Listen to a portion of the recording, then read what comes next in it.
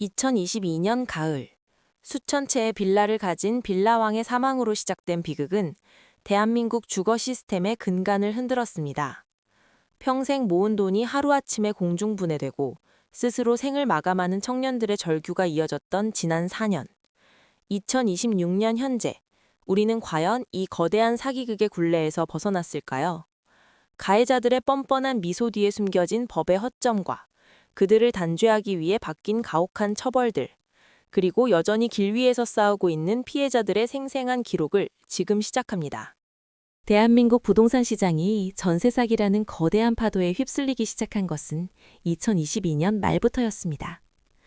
2022년 10월 12일, 수도권에서 빌라와 오피스텔 1139채를 보유했던 이른바 빌라왕 김모 씨가 서울의 한 호텔에서 갑작스럽게 사망하면서 숨겨져 있던 거대한 사기판의 실체가 세상에 드러났습니다. 임대인이 사망하면서 보증금을 돌려받을 길이 막막해진 세입자들은 극심한 공포와 패닉에 빠졌고, 이는 단순한 채무불이행 사고가 아니라 치밀하게 설계된 무자본 갭투자 사기의 서막이었습니다. 김 씨뿐만 아니라 그 뒤를 이은 청년 빌라왕, 빌라신 등 여러 명의 가짜 집주인들이 등장하며 피해 규모는 기하급수적으로 불어났습니다. 이후 2023년 초에는 인천 미추홀구 일대에서 대규모 전세 사기가 발생하며 사회적인 재난으로 격상되었습니다. 건축업자 남모 씨, 이른바 건축왕이 주도한 이 사기극은 지역사회를 뿌리채 흔들었습니다. 남 씨 일당은 직접 지은 아파트와 빌라 수백 채를 차명으로 보유하며 조직적으로 세입자들을 끌어들였고, 대출이자가 연체되어 집이 경매에 넘어가기 직전까지도 계약을 맺는 대담함을 보였습니다. 이로 인해 수많은 청년과 신혼부부들이 삶의 의지를 잃었습니다. 실제로 2023년 2월 28일을 시작으로 같은 해 4월까지 미추홀구에서만 3명의 피해자가 스스로 생을 마감하는 비극적인 사건이 발생했습니다. 이들은 믿었던 집이 경매에 넘어가고 보증금 한 푼 건지지 못한 채 차가운 거리로 쫓겨나야 하는 가혹한 현실 앞에서 무너졌습니다. 전세 사기는 결코 개인이 주의를 기울이지 않아 당하는 단순한 사고가 아니었습니다. 이는 임대인, 분양 대행업자, 그리고 현지 사정에 밝은 일부 공인중개사까지 결탁한 매우 지능적이고 조직적인 범죄였습니다. 이들은 신축 빌라의 경우 정확한 시세를 파악하기 어렵다는 맹점을 파고들었습니다. 우선 전세 보증금을 실제 매매 가격보다 훨씬 높게 책정한 업계약을 맺은 뒤 그 차액을 리베이트로 나누어 가졌습니다. 소액의 자본도 없이 세입자의 보증금만으로 빌라를 계속해서 사들이는 무자본 갭 투자 방식은 시장이 하락세로 접어들자마자 거대한 부메랑이 되어 세입자들의 목을 조여왔습니다. 2023년 5월 국토교통부의 조사 결과에 따르면 전체 피해자의 70% 이상이 사회초년생인 2030 세대였다는 사실은 우리 사회가 지켜져야 할 미래 세대의 기반이 얼마나 취약했는지를 여실히 보여주었습니다. 이 비극은 2024년까지 멈추지 않고 전국으로 들불처럼 번졌습니다. 대전의 다가구 주택 사기, 수원의 대규모 오피스텔 사기 등 지역과 유형을 가리지 않고 전세 사기라는 이름의 악몽이 반복되었습니다. 특히 수원의 정씨 일가는 가족 전체가 공모하여 약 800억 원 규모의 보증금을 가로챈 혐의로 2023년 12월 구속 기소되었는데, 이 사건은 전세 제도가 가진 구조적 결함이 어떻게 한 가족의 범죄 수단으로 악용될 수 있는지를 적나라하게 보여주었습니다. 피해자들은 길거리로 나와 국가가 왜 우리를 사기꾼들로부터 지켜주지 못하느냐며 통곡했고, 집이라는 공간이 안식처가 아닌 삶을 파괴하는 공포의 근원이 되어버린 이 시기는 대한민국 주거 역사에서 가장 고통스러운 기록으로 남게 되었습니다. 과거의 법망은 이 거대한 조직 범죄를 감당하기에 너무나도 허술하고 낡아 있었습니다. 2022년 당시만 해도 전세 사기 가해자들에게 적용되는 가장 흔한 혐의는 일반 사기죄였습니다. 우리 형법상 사기죄의 법정형은 징역 10년 이하에 불과합니다.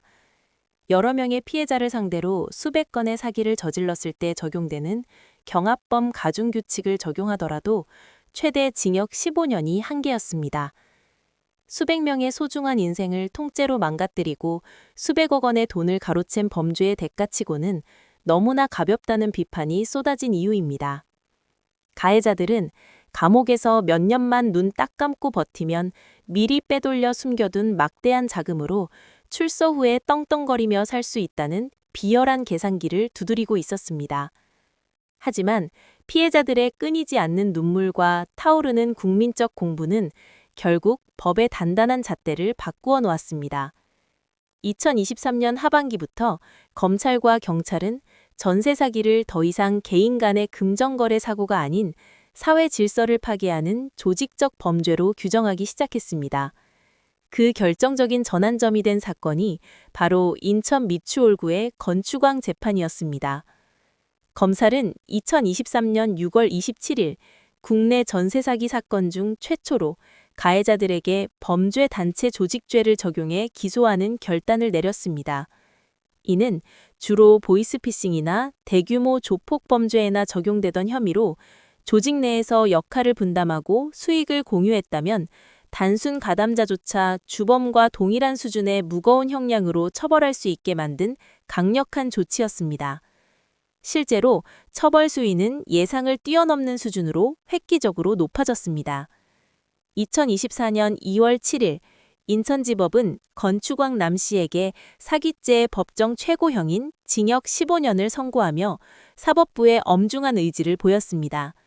비록 범죄단체 조직죄에 대해서는 1심에서 법리적 해석 차이로 일부 무죄가 나오기도 했으나 이후 이어진 항소심과 부산, 대전 등 다른 지역의 재판에서는 이 혐의가 매우 적극적으로 인정되기 시작했습니다. 2025년에 이르러서는 대규모 조직적 사기를 주도한 총책들에게 징역 20년에서 심지어 30년 이상의 중형이 선고되는 사례가 속속 등장했습니다. 법원은 판결문을 통해 서민의 생존권이자 주거권을 짓밟은 범죄는 사회적 살인에 준하는 중죄로 다스려야 마땅하다라고 명시하며 가해자들에게 자비 없는 심판을 내렸습니다. 사법부의 대응은 단순히 징역형의 숫자를 늘리는 데 그치지 않았습니다. 가해자들이 사후에라도 범죄 수익을 누리지 못하도록 끝까지 추적해 몰수하고 추징하는 작업이 대대적으로 병행되었습니다. 2024년 개정된 관련 법령에 따라 사기 범죄로 얻은 수익이 5억원 이상일 경우 특정 경제범죄 가중처벌법을 적용해 무기징역까지 가능하도록 처벌 수준을 높였고 범죄 수익을 은닉하거나 자금 세탁을 도운 조력자들까지 모두 처벌 대상에 포함했습니다.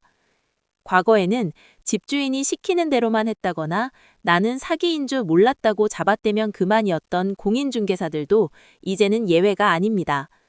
2024년 7월부터 시행되는 원 스트라이크 아웃제에 따라 사기에 가담하거나 방조한 사실이 단 한 번이라도 드러날 경우 즉각적으로 자격이 취소되고 영구적으로 업계에서 퇴출당하는 엄격한 책임이 부과되었습니다. 속출하는 피의자들을 구제하고 붕괴된 시장의 신뢰를 회복하기 위해 정부와 국회도 긴박하게 움직였습니다.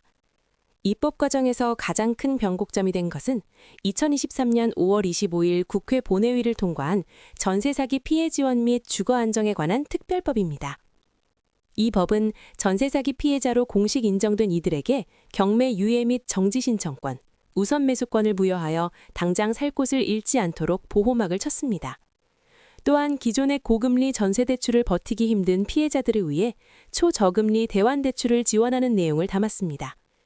국가가 직접 보증금을 먼저 돌려주는 선구제 후회수 방안을 두고 정치권에서 오랜 진통과 갈등이 있었지만 우선적으로 벼랑 끝에 몰린 이들의 급한 불을 끄기 위한 제도적 장치가 마련되었다는 점에서 큰 의미가 있었습니다. 정부는 사후 구제를 넘어 제도적 허점을 근본적으로 메우기 위한 예방 대책들도 차례로 내놓았습니다. 2023년 5월 1일부터 주택도시보증공사의 전세보증금 반환보증보험 가입 요건이 대폭 강화되었습니다. 기존에는 집값의 100%까지 보증해주던 관행을 폐지하고 보증한도를 집값의 90%로 낮췄으며 주택가격 산정 시에도 공시가격 적용 비율을 기존 140%에서 120%로 하향 조정했습니다. 이른바 126% 룰의 도입입니다. 이는 집값보다 전세금이 더 높은 깡통 전세가 보증보험이라는 공적 제도를 방패 삼아 시장에 매물로 나오는 것을 원천적으로 차단하는 강력한 억지책이 되었습니다. 이제는 충분한 자기자본 없이 세입자의 돈으로만 집을 사는 무모한 투기가 사실상 불가능해진 것입니다. 또한 임차인이 계약 전에 정보를 얻지 못해 깜깜이 계약을 하는 일이 없도록 정보 접근성을 높이는 획기적인 조치들이 시행되었습니다.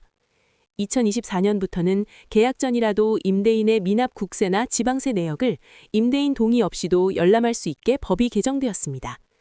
공인중개사는 반드시 임대인의 세금 체납 여부와 확정일자 부여 현황을 확인하여 세입자에게 상세히 설명해야 할 법적 의무가 생겼으며 이를 위반할 시 엄중한 책임을 지게 되었습니다.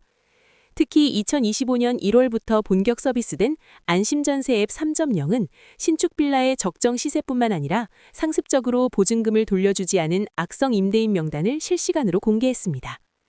이 앱은 임차인이 계약의 위험도를 스스로 진단할 수 있게 함으로써 정보의 비대칭성을 해소하는 결정적인 도구가 되었습니다. 하지만 이러한 대책들이 모든 이들에게 완벽한 해결책이 되어주지는 못했습니다. 특별법상 피해자로 인정받기 위한 기준이 여전히 까다로워 법의 혜택을 받지 못하는 사각지대가 존재했고, 지원되는 저금리 대출 역시 결국은 피해자가 언젠가 갚아야 할 빚이라는 근본적인 한계가 있었습니다. 이를 보완하기 위해 정부는 2025년 하반기부터 LH가 피해주택을 직접 매입하는 사업을 대폭 확대했습니다. LH가 경매를 통해 집을 매입한 뒤 피해자에게 최장 20년 동안 저렴한 가격으로 장기 공공임대주택으로 제공하는 방식입니다.